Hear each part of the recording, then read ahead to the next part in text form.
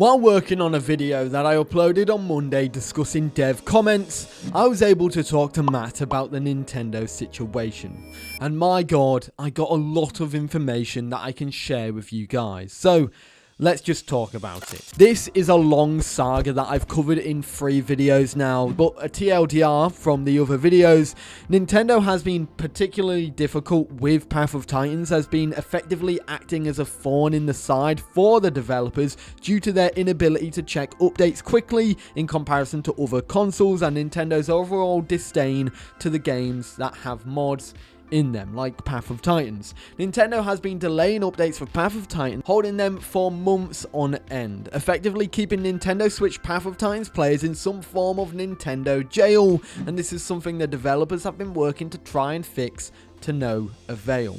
As of my last video, Nintendo no longer gives ETAs for approval times for updates to the developers, and the developers didn't get access to the Nintendo Switch dev kit, leading the developers to think they have been blacklisted by Nintendo. Now that's the whole thing in a short recap. If you want to watch the whole drama about it, I recommend you watch these 3 videos in order. However, while working on my last video, I was in contact with Matt, and I did get to ask some questions about this ordeal. Now, I have had this script reviewed by Matt as well, and he's given me the go-ahead to be able to make this video, so it has been approved by him. Specifically, the main topic is Path of Titans and Nintendo Switch 2, and ultimately why the game is no longer available to purchase on that platform. Now, in this video, I'll be sharing pieces from emails which Matt has sent. Now, these will only be the emails that Matt sent, and it won't include any sensitive information. They'll be very dumbed down to make sure that it's just including the important bits, and it won't include any return emails from Nintendo, for obvious reasons. In my last video, I told you that the developers suspected they had been blacklisted from the Nintendo Switch 2 dev kit, and the new information is that Path of Titans is no longer on the Switch 2 store page. But why? Well, it's actually because of the developers of the game. Now, do bear in mind, if you already have the game on Switch 2, this doesn't affect you. Matt told me that the developers don't have the Switch 2 dev kit, and it's likely they won't get the dev kit for years, even adding that his best advice to the general player base right now is to support another company instead, like a Steam Deck or a different console. Path of Titans is simply not allowed to create a graphically enhanced Switch 2 version of the game that would be far superior to the Nintendo Switch 1 version of the game, even saying it wouldn't even be too much work. But Matt explained further with this, even sharing some emails that he sent to Nintendo, which does show that he is actively working or has been working on the situation. And it went like this. Matt said that they are running into problems with their title on Switch. It seems Nintendo's software quality lot check processes are broken, which prevent us from patching the game regularly. Just recently, our title is being blocked from submitting certification because of a mistake on Nintendo's side, and there are players that are very upset with the Switch 2 version because it is the worst version of the game due to Nintendo's handling of the software development life cycles. We have objections for our game being on Switch 2 as we cannot test it due to no dev kits. Matt then proposed 4 questions to Nintendo. Is there a way to delist the game on Switch 2 until Switch 2 dev kits are available? How do we warn players on our store page and in-game that crossplay is unavailable and Switch is behind on patches? Can we delist the game from being purchased until a later date when the game leaves early access or is fully finished, and not allow new purchasers but still allow players to keep playing the game who paid for it? The Nintendo Online subscription is hurting players who have the game to play with friends on crossplay but cannot due to broken patch scheduling. Is there anything we could do about this? Matt did explain in that email they are currently at a breaking point and they need to reevaluate their options so the players are not affected negatively. Now, Matt did get a response, and I can't share with you the response, but I did hear from Matt that the response wasn't the best. It did prompt 8 extra questions. There was technically 9 points, but one of them wasn't a question, so I'm not including it. Now, these were: is it possible for me to show a warning message to players who are playing the game on Switch 2 that there are known defects or problems with the game? Can we get an information on Switch 2 dev kit availability? Can we get support for the Switch 2 emulator for Switch 1 games to fix freezing bugs and other issues we are running into? If we get our title delisted, what's the SLA on how long it takes to get delisted and how long it will take to get it re-added when Nintendo fixes their dev kit process? If we delist our game, is it possible for existing users to still get updates? Can we keep virtual currency purchases online for existing users while preventing new users from buying the game? Are there any concerns with giving Switch 2 users or Switch users Xbox or PlayStation game keys to our game, since they are unable to do crossplay, since the lot check process is broken and we cannot give an SLA on when updates will be checked by? Is there any updates on how long it will take for lot check SLA to be fixed? Now, I just want to go back to the first point about warning messages and the point in the previous email about warning messages.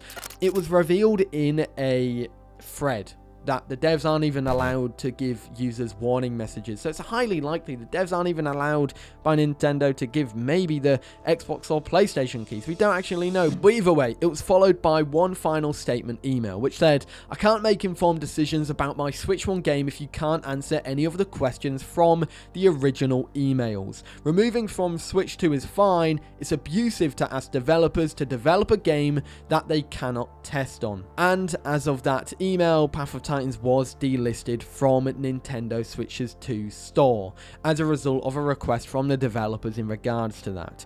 This was purely done to make sure no one else was buying the game, and that the developers do not want people buying a game that they can't even fix because the company that it's listed on isn't even giving them access to the dev kit to fix the issues in the first place. There were some discussions in threads in the Path of Titans Discord that Matt even referenced, and it's likely they are to do with these emails as well. But it goes further than this. If we go back 2 months, we'll find an announcement about a potential delay with upcoming Nintendo Switch patches, where Matt said that they wanted to give a heads up to players due to issues encountered with the Nintendo SDK tools, which are not functioning properly, preventing them from pushing updates, saying that while the game is in sync at the moment, as of the next update, Nintendo will fall out of sync temporarily.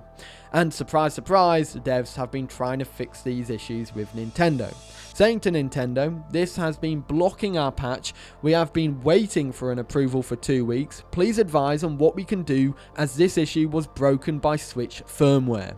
We have done a bunch of fixes on our side. I'm not sure what else to do. This issue was working fine for years until that Switch firmware version. It's currently present on all previous past versions of Path of Titans, as was broken by firmware, and I don't believe it should block our live service patch cycle. This is coming from the other Switch firmware version that broke game cards, causing them to be unusable for 3 days until an emergency hotfix came out. I'm worried about the quality of system software here, and it's affecting our patch cycle." He then followed on by saying Nintendo hasn't told developers this, which I wish they did, but they changed the memory available to applets in SDK 20. And then he quoted this: "Please note, as a result of changes made to Nintendo's software in 20, there is roughly 10 megabytes less memory available for custom system modules. We can only steal a maximum of 14 megabytes for the applet pool, down from 40 megabytes. This quote's from the Switch Brew/modding community. I was surprised when looking online, Nintendo never disclosed this to the developers and gave them time to fix this. I figured game devs would have access to more info to keep their games functional, and you can't just keep breaking games like this that have been on the console for years because you reduced applet memory.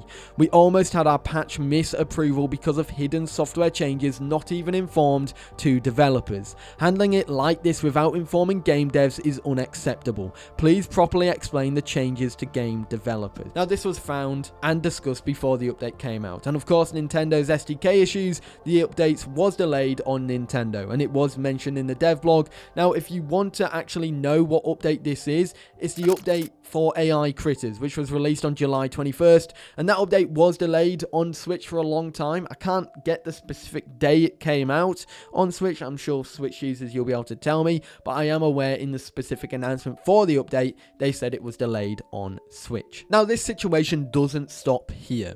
An additional piece of information that was shared was that Path of Titans hired someone whose primary job was to talk to Nintendo, as it obviously saves time from the lead developers. And now I'm not sure when they were hired or what their specific role was, but I'm aware that was part of their primary objectives. Now, they were likely there for a while, but I was told that they had quit because they simply did not want to deal with Nintendo's problems anymore. And of course, it's important to note that likely burnout was caused by it, but you can probably see that it's exasperated by a very difficult company that makes it seem like you're just being paid to talk to a brick wall.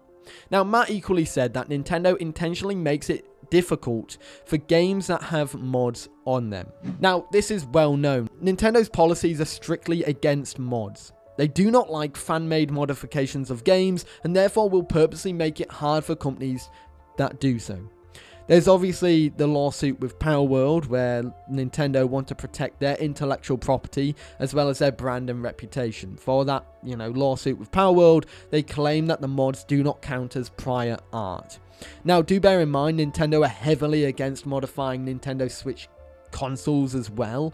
They said that they would brick Switch 2 consoles if you modify them in any way. Now, Path of Titans has mods, and it's on Nintendo Switch, which makes sense as to why Nintendo is so strict with Path of Titans, because it's very likely that the company are doing this on purpose so the developers of the game cave in and remove the features they do not like from the game, which would hurt the user experience and the Path of Titans developers. But these problems are systemic and self-inflicted by Nintendo themselves, because on Friday the 19th of this month, an article was published by Alana Hagues through the site Nintendo Life, outlining that Nintendo of America had reportedly cut loose its customer service contractors as it's looking to outsource for cheaper labor, even expecting those contractors that were cut to train the contractors to train their replacements. This was also covered by IGN, who explained around 200 people lost their jobs and that they felt betrayed. They also expect quality in customer service to drop sharply. This shift isn't alien. Nintendo done the exact same thing last year when they cut over 100 contractors from their testing department, downsizing and restructuring it, which will have had massive implementations on games on the platforms like Path of Titans. Nintendo are doing this to cut costs, but this is a company that literally just reported a 40% growth in share value over the year and a bumper quarter, with Switch 2 sales selling over 15 million consoles so far. Nintendo cutting the service department is a kick in the teeth for both customers and the game studios that rely on them being a vital branch between themselves and Nintendo. And truthfully, it's probably only going to get worse from here. And now that's everything to do with this situation. Probably the next time I'll cover it is just an update from dev comments, but this is the final end-all be-all dedicated video about this topic, and I'm hoping it's the last time I cover it, and maybe the next time is good news. But I'm not gonna lie, my opinion is it's probably gonna get worse. I did see from the stuff Matt sent in Nintendo's emails that they were looking at being able to give keys to Xbox and PlayStation Path of Titans for people who are on Nintendo Switch. But yeah, I would love to know your thoughts. I know this is a very hot topic, and I feel bad for all the Nintendo Switch users because they're pretty much shafted by the console that they own and support. Other than that, I hope you enjoyed. If you are new, feel free to subscribe, but I'll see you in the next one. Have a great day. Peace.